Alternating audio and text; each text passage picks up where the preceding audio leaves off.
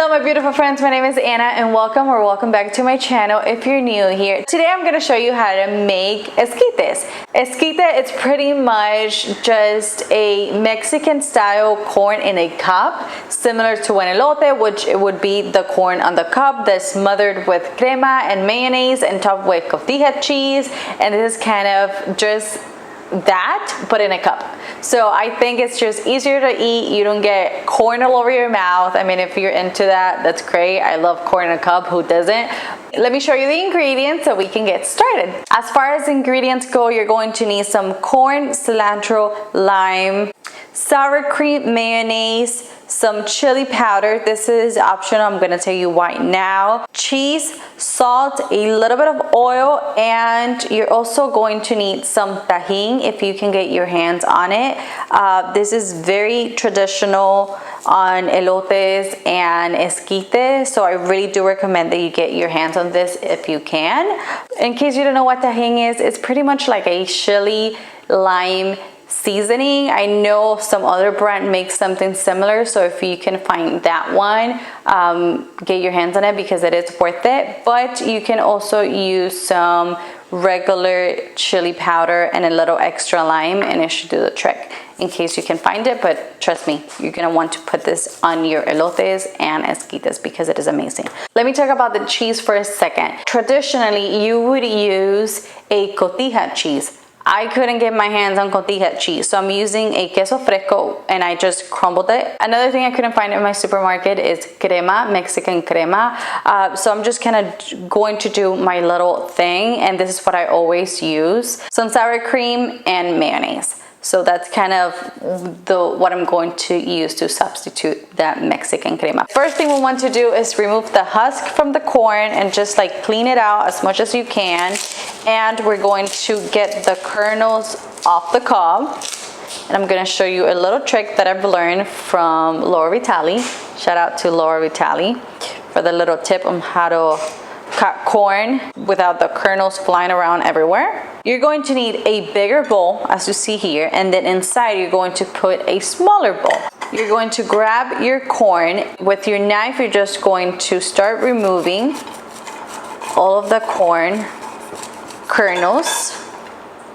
As you can see, it does a really good job. And I mean, you're always gonna get kernels flying somewhere, but it's gonna be less than what you normally would have. I'm going to repeat the process to the remaining of the corn, and then I'm going to show you the next step. Before I leave, I do want to say something. Don't feel that you can't make this recipe because you don't have fresh corn. I've made this recipe several times with frozen corn, and it comes out pretty much the same. But you know, corn is in season at the moment. You get them so inexpensive. I literally got 4 for like $1. That's how cheap it is at the moment. It is so nice and sweet, so it's really worth to use fresh corn because I mean, you can notice the taste is a lot different. But if all you have is frozen corn, just go ahead and use that and repeat the process that I'm going to show you, and you'll be good to go. Okay, so I am done removing all the kernels off the cup, and right here I have a 12-inch skillet preheating. To it, I'm going to add about 2 tablespoons of oil. Get it nice and hot. Okay, and to this oil, I am going to add all of the corn kernels. Okay. Oh, look at that. Can you hear that sound? That's going to be so good. Make sure you add everything in there. Not one kernel left behind. Well, maybe a few. Okay, and now what I'm going to do is I'm going to try to even this out into a single layer. Just gonna move it around for a second so it kind of absorbs a little bit of that oil. You really want the kernels to get a nice charred taste.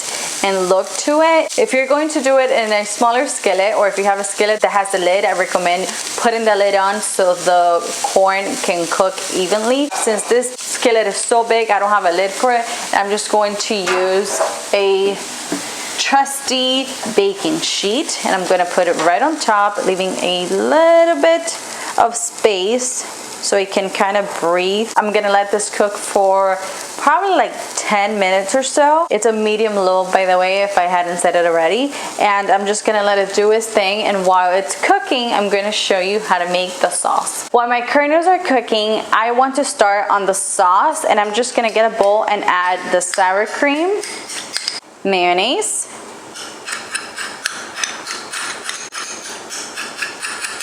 we're going to add lime.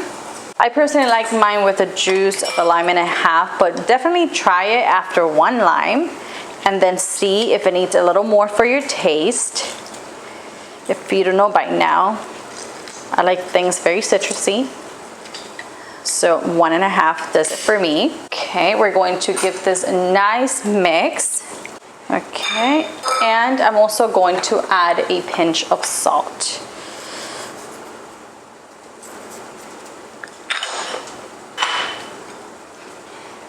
Mix it again very, very well. Okay, and I'm going to add just a little bit of that chili powder. I'm gonna try it after I add a tiny bit, see if it needs more, and then I'm going to add the rest if I think it needs it. Try one more time. Oh, that's good.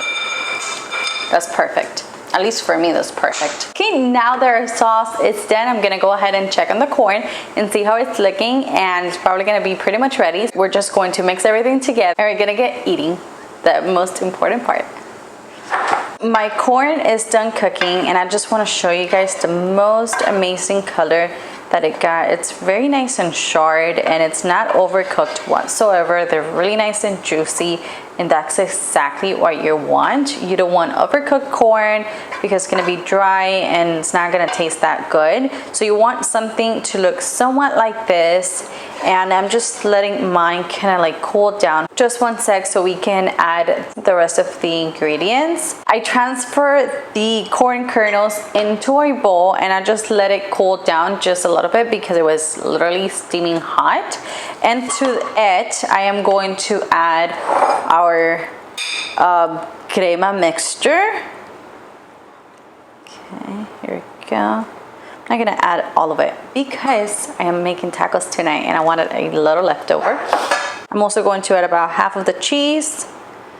The other ones I want to put on top, and also cilantro, a generous amount of cilantro, and tahini, a lot of tahini as well. Okay, now that you have everything in there, you just want to combine. Okay, and I'm just combining all of the ingredients together. All that's left for me to do is plate this, and I like to put it in this cute little bowls, but obviously you can plate it however you want. I'm gonna put it all the way to the top, all the way to the top. Okay, put this aside, and of course we're going to do some more cheese right on top. A tiny bit of cilantro, just a little bit so it looks cute. And last but not least, some more tahini, just a little bit. And here you have it. This looks so good. I can't wait to dig into it. And now the moment you've all been waiting for, the moment of truth.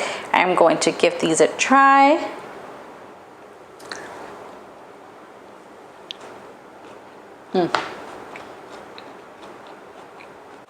I can probably eat this for breakfast, lunch, and dinner.